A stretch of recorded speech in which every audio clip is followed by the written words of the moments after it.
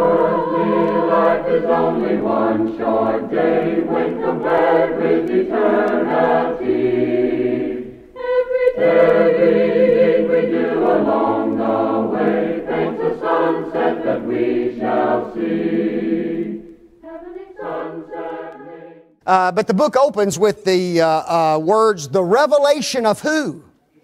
Jesus Christ. It doesn't say the revelation of John, although John is the human author. Isn't that really the case of all books of the Bible? They're all the revelation of Jesus Christ, the New Testament. It's the New Testament of Jesus Christ. Who are the recipients? 7 churches of Asia. And in our next lesson, we're going to talk about those 7 churches a little bit more. Well, really, the next 3 lessons, we'll talk about those churches in a little bit more detail. Where was John when he wrote the book? Patmos, yes. Was he there because he was banished, or was he there in order to receive the revelation? That's an interesting question, isn't it? And we'll talk about that more in our next study as well. What is the theme of the book? One word. The theme of the book. Oh, come on. Victory. Yes, victory. The Greek word is Nike. Remember? The Greek word is Nike, or in Greek you really refer to it as Nike. But you know, you don't want to call them Nike tennis shoes. So we call it Nike. The key verse, Revelation 17:14. The purpose of the book is to warn the churches of what? Of what? Upcoming persecution, tribulations, hardships, and to encourage and exhort them to be faithful, because if they stay faithful, what will happen? Yes, they will win, they will be victorious, they will be rewarded. So do we sometimes need to be reminded of those things? Oh yeah, especially when persecution is going to be for a long period of time, we get weary, don't we? We get tired, we get discouraged, we begin to doubt God, and so we need words of encouragement to keep us driving and pushing along. And then we looked at the numerology of the book, and for the last 2 or 3 weeks we've been involved in the date of the book. 2 primary dates. What we mean by that is the date when John picked up his pen and began to write. What is one date? Yes, before 70 A.D. Most just say 70 A.D. Okay. What reign would that be in? What emperor would be reigning? Does anybody know? Yes, Nero would be reigning. Was he an evil man? Yes. If, however, you choose the other date, what is that date? 96 A.D. And now we are in the reign of Domitian. Okay, the reign of Domitian's reign, in fact, ends right at the end of 96 A.D. Question. Is it important in the interpretation of Revelation as to which date you choose for the book? Yes, very important. If you choose the early date, you apply it to what major event? The fall of Jerusalem. If you choose the late date, you apply it to the persecution of Rome in the immediate following the days of Domitian, or in the days of Domitian. So the interpretation of the book is very important to the dating of the book. We've already looked at all of the arguments for the AD 70 date. Okay, so tonight what we're going to do is we're going to look at the arguments for the AD 96 date. Okay, and hopefully this will be a fairly interesting study. When you look at the date of the book, there's 2 main evidences that individuals look at. Number 1, the external evidence. Okay, it's what they call external evidence. Anybody know what that is? External evidence. Let me change it. What? Okay, internal evidence involves looking inside the book, internal, okay, looking inside the book to find the evidences for the date.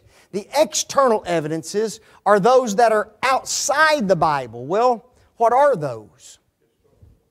Okay, yes, your historical references. It would be your historians.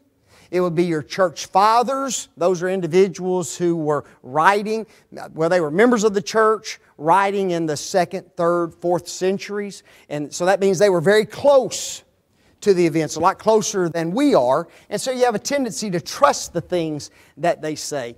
And so those are the kind of external evidences. So let's begin with the external evidence. Number one, Irenaeus wrote that the revelation appeared near the end of Domitian's reign as emperor. And he reigned from AD 81 to AD 96. Question. When we were studying the previous date, AD 70, did they look at external evidence?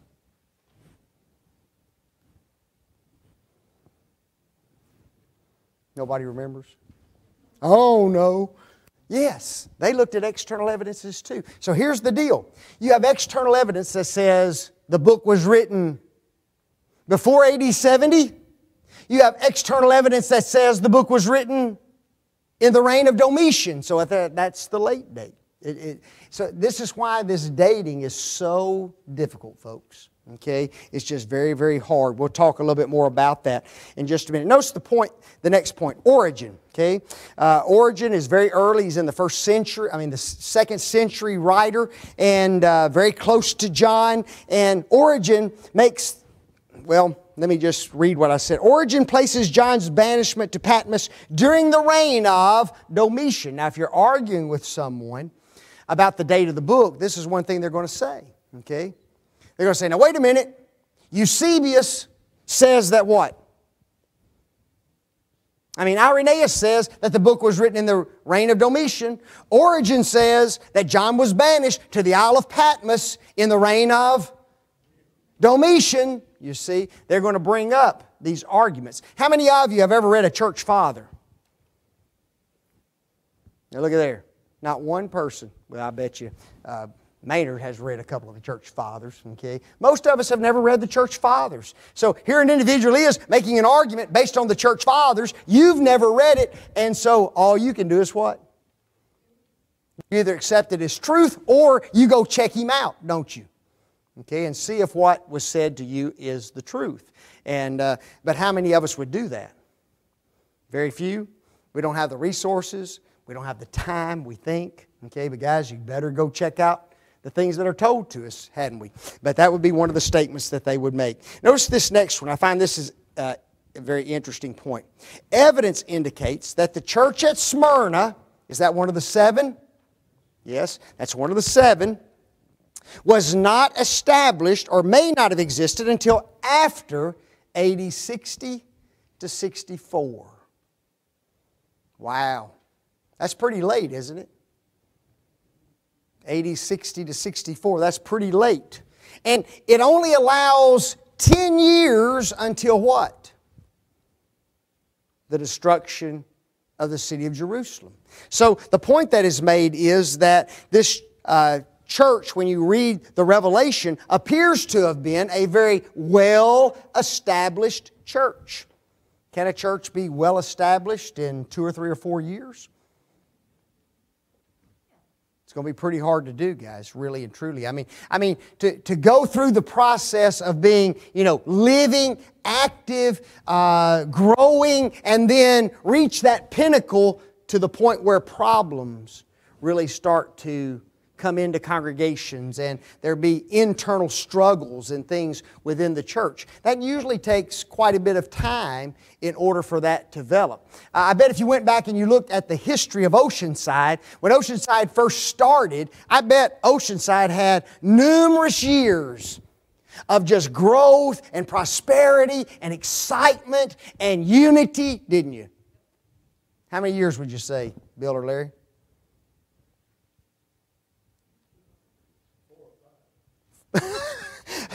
4 or 5, okay? But and how long did it take you to become a well-established congregation? 10, okay? See?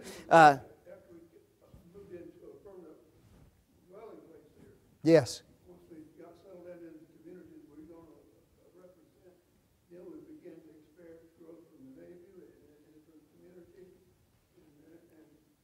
and outreach and programs.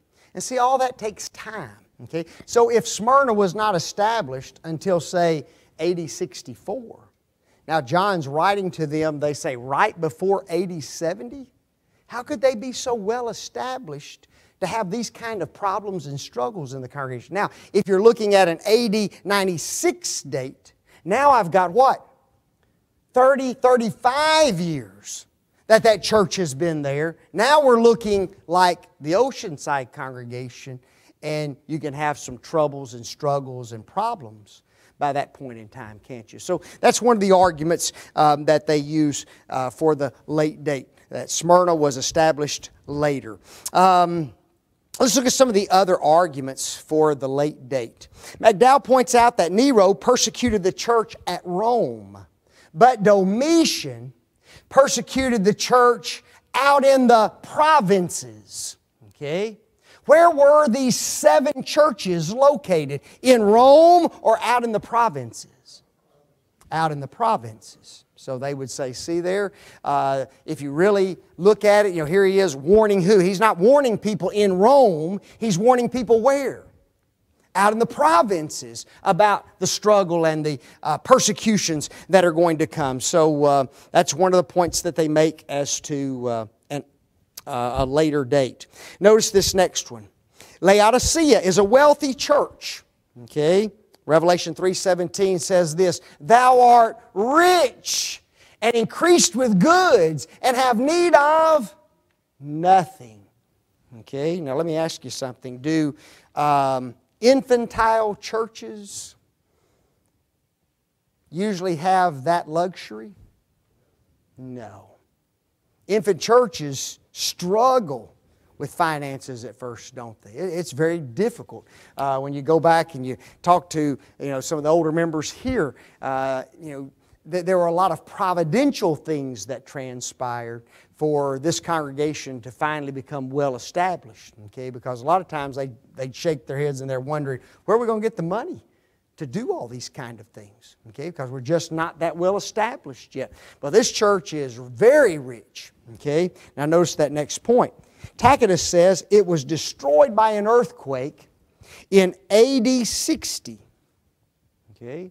Yes, it was established early, but then guess what happened? Boom, it was destroyed by an earthquake.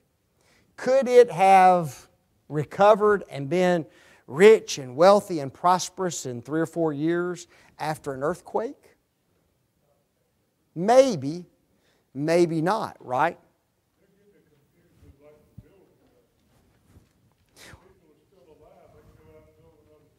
Yeah, but what happens when, let's take for instance what's happened to us right now. COVID, right? Look at the numbers, folks. That's last Sunday. 40 people here, 49 for the second service. How many did we have before COVID? Somewhere between 60 to 85 on given Sundays. Okay? We haven't even experienced what you consider a total tragedy where our building is destroyed. What happens when pandemics and destruction comes to congregations? People don't stay a lot of times. They go to other churches, don't they? And they drift away. And then you have to rebuild and regroup and start almost all over again. It's like, 5 steps back, isn't it? You go, oh, are you kidding me? Okay? And the sad part about this coronavirus, guys, is everybody's experiencing this. We worshiped with the Center Hill Church of Christ in Paragould. They usually run about 400.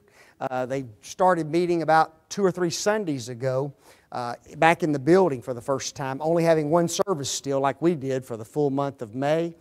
They had maybe 150 there last. So they're not even up to 50% yet. Okay, people are still staying at home, and it's going to affect every church the same way it's affected the OceanSide congregation. So that's one of the points that they're making, is that here you are, have an earthquake, and by the time John writes to them, they're rich, wealthy, prosperous, have need of nothing in 2 or 3 years after an earthquake.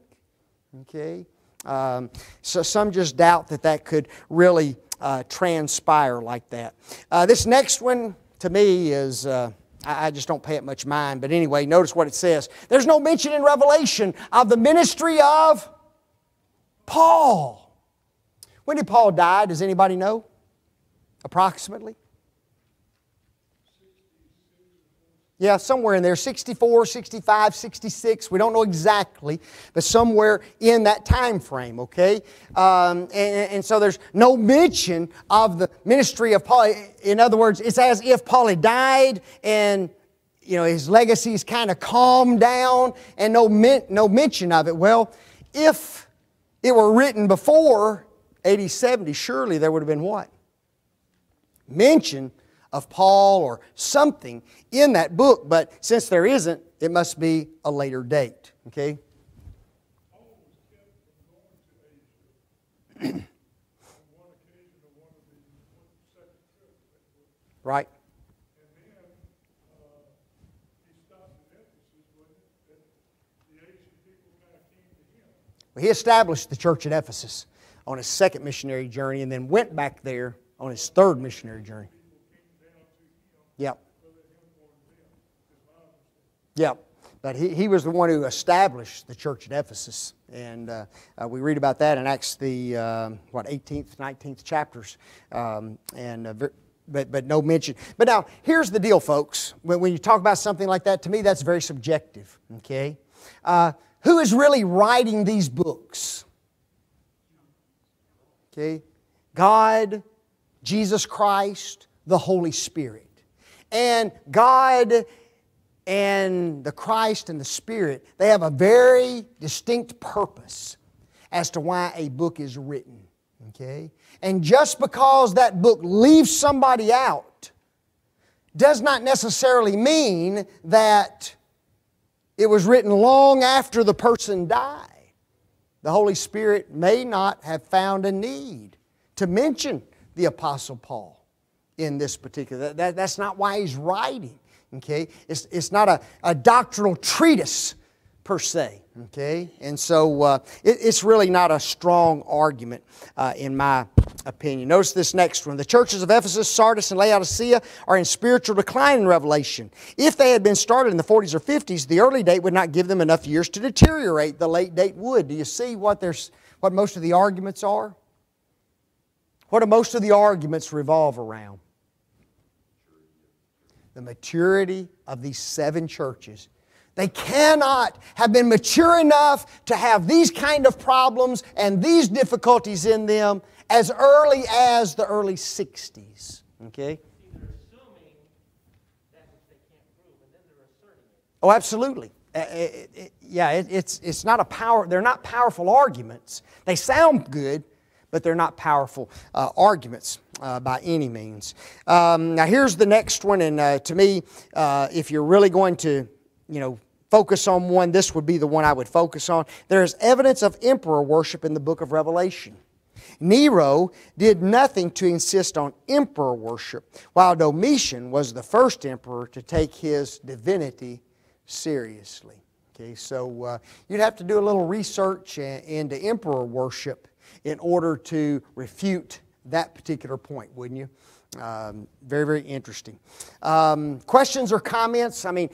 Mainly they focus on what? External evidence, 2 or 3 that says that this book was written in the days of Domitian, and the second line is what? The maturity of the churches. Okay, surely they couldn't be mature enough. Did the first century church have any help becoming quickly mature?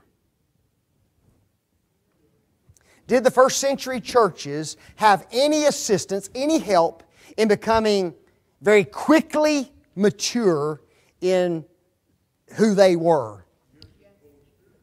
Okay? You got several answers to that. Okay? Number 1, you have, like Jim said, you have the gifts of the Holy Spirit, don't you? We have individuals in these churches endowed with spiritual gifts who are giving revelation, who are interpreting revelation, who have the ability to mature these churches very, very quickly. Okay, so there's one point.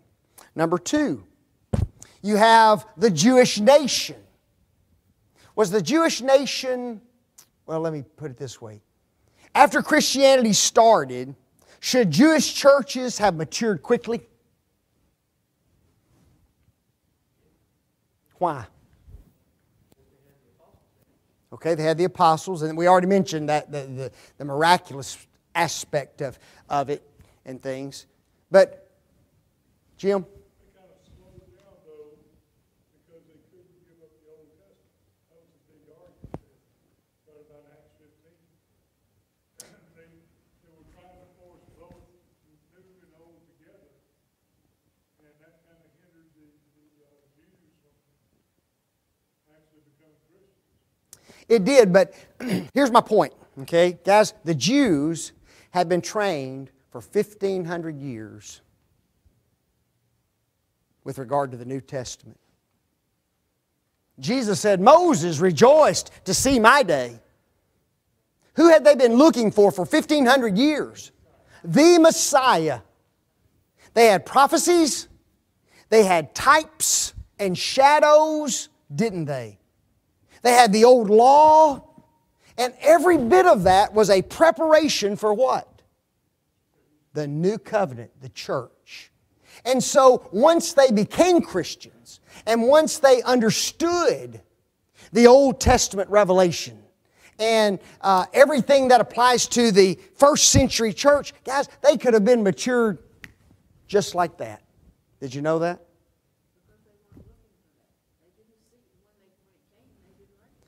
Some didn't.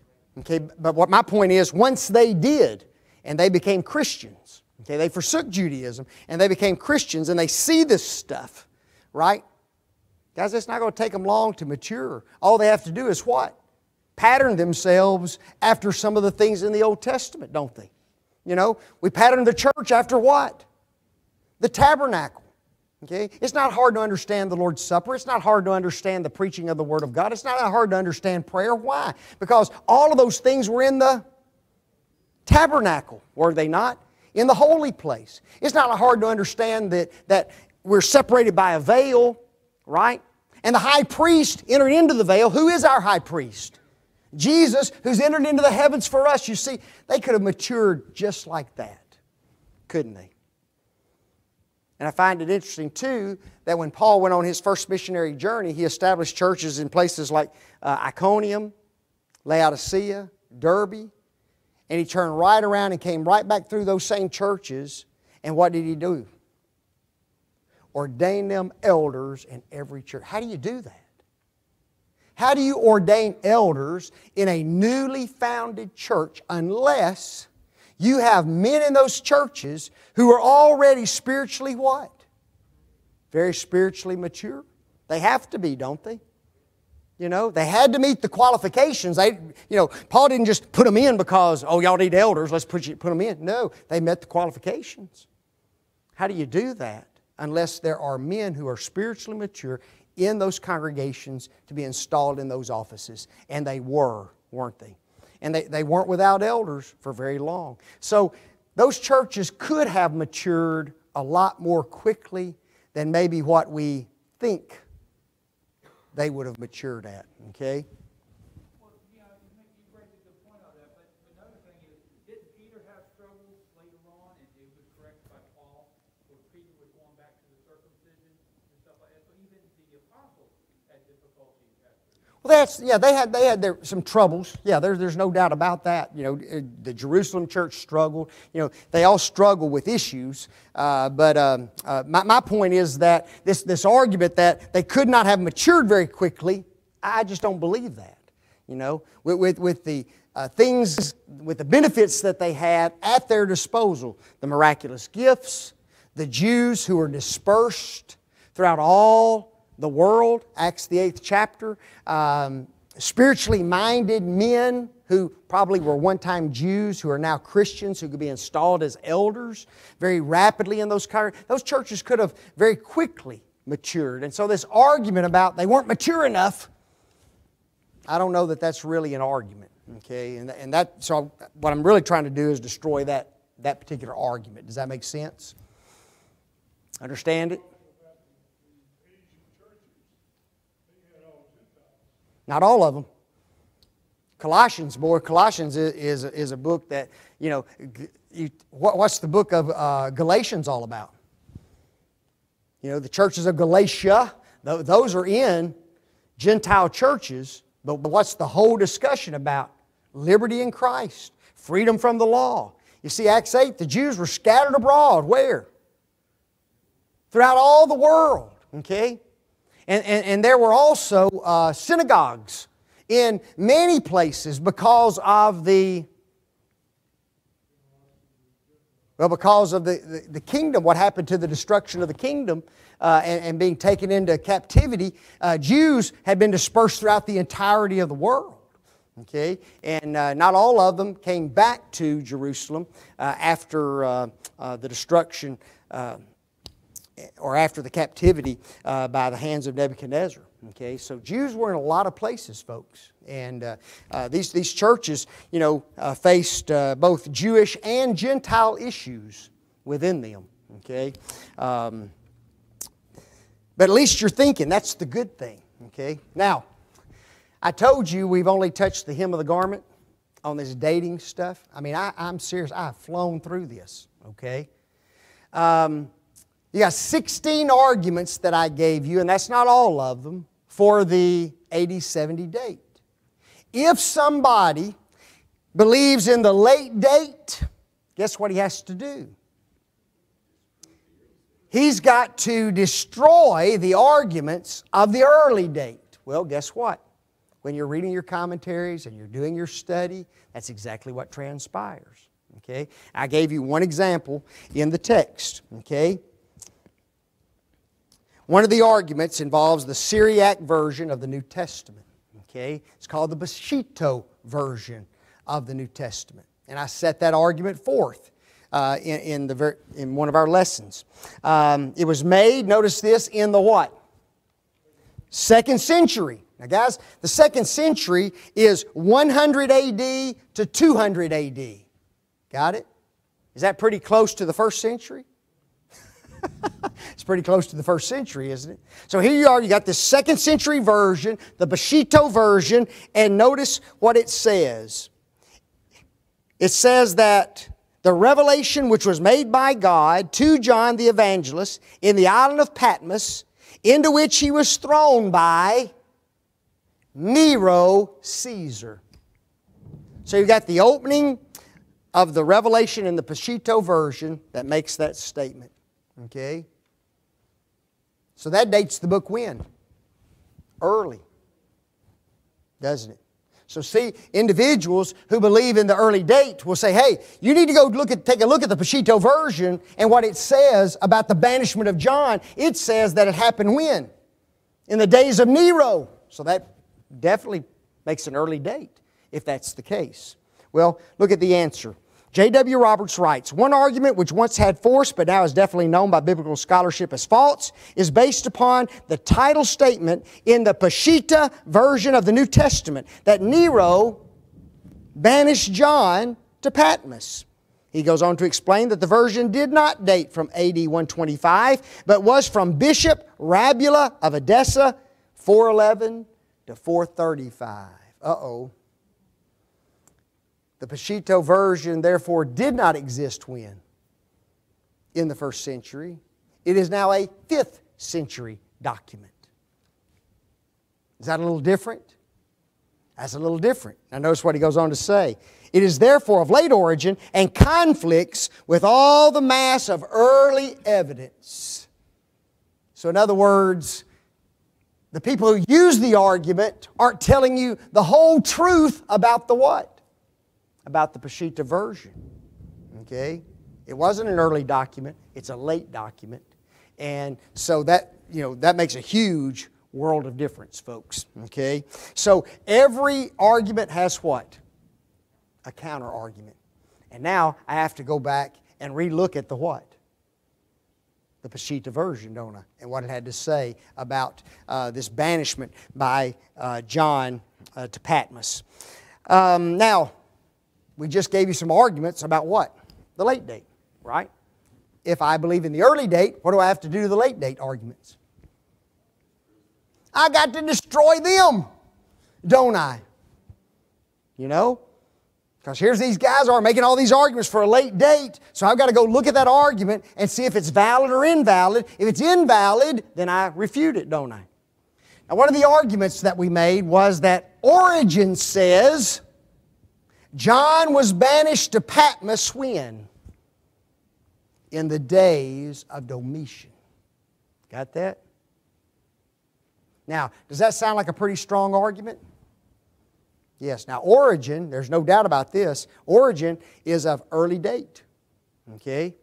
He's one of the early church fathers. He's not a late dater. And so here Origen is, who has connections very close to the first century, and he says, oh no, John was banished to Patmos not by Nero, but by Domitian. So I've just learned that the Peshitta version that I was arguing, that argument is no good, right? And now I've learned that another church father, earlier than the Peshitta version, says, oh no, John was banished to Patmos in the days of Domitian. Oh, so now what I've got to do? I've got to become a late dater, don't I? Because my arguments have been destroyed. Their argument has now been established. Well, what I need to do is I need to go now and investigate what Origen said. Or didn't say. You know what Origen didn't say? Origen did not say that John was banished to Patmos during the reign of Domitian. You want to know what he said? John was banished to Patmos during the reign of the tyrant. Got that? He didn't put a name on it. So now what do I need to do? I need to go back and I need to do some study of those emperors and find out which one of those guys was called the tyrant. And guess who it was? Nero. Isn't that something? See, the very argument they used to prove Domitian is now the very argument that I can use to prove what? Nero. This is how this stuff gets so crazy. Okay? Notice the comments. Historians such as Apollonius of Tyana, born in 4 BC, said Nero was commonly called the tyrant. The renowned historians Tacitus, Suetonius, and Juvenal, all of whom were contemporaries of Nero, spoke of him, not Domitian, as a cruel and bloody what? Tyrant. Who's the tyrant? Nero. Origen said John was banished to Patmos during the reign of the tyrant. Who is that? Nero. Most evidence points to Nero, folks. So could Origen have been talking about Nero instead of Domitian? Absolutely. Okay. So as I said, the dating of the book is very difficult. What you're going to have to do is you're going to have to go and you're going to have to study all the evidences on both sides, and then you are going to have to make your determination as to which date. Or, guess what you do?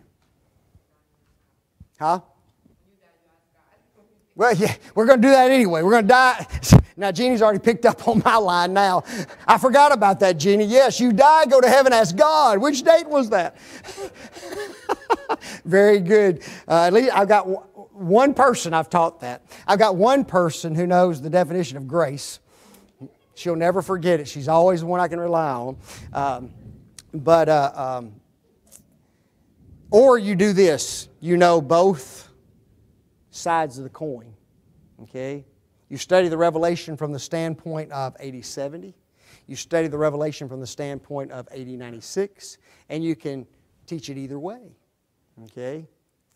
But there's a third interpretation of this book. Really, there's two more. But there's a third big one that's out today. Does anybody know what it is? Yes.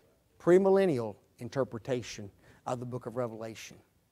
That only the first 3 chapters have been fulfilled, and that we are still awaiting the fulfillment of the remainder of the book of Revelation. And folks, all your premillennialists, okay, the people who teach the 1,000-year reign of Christ on earth, and that Jesus is coming soon, and that He's going to establish an earthly kingdom, that's their view of the Revelation. Hal Lindsey, okay, John Hagee, ever heard of him?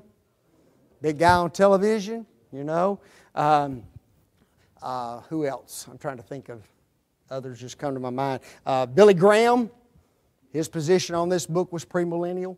You know, guys, all the big televangelists have the premillennial interpretation. So I'm going to have to know a little bit about their interpretation of this book as well, aren't I? So when you study Revelation, when people ask me, let's study Revelation, I say, which view do you want to look at? Okay? Because to study it 3 times would take us about 20 years. All right, notice I've given you 3 outlines of the book. Okay? One from Homer Haley, he is a member of the church. Conflict and judgment within and without the church, Revelation 1 through 11. War and victory, chapters 12 through 22. Notice how Tom Waycaster, also a gospel preacher, divides the book. The church vigilant, the church victorious. Notice where the church vigilant is. 1 through what? 11. Where's the rest? 12 through 22. Most individuals, when they divide the book into big divisions, chapters 1 through 11, chapters what? 12 through 22. That's what I wanted you to see. Okay. Now, Nelson's Illustrated Bible Dictionary, they take a little bit different approach, and I want you to look, things which will take place after this, Revelation 4 through 22. Did you hear what I said a while ago? Some people think that these things have not yet happened, don't they? Okay. So 4 through what? 22. Things that will take place. So he's probably a good what? Premillennialist. Okay, if he were teaching that. So just be aware of that.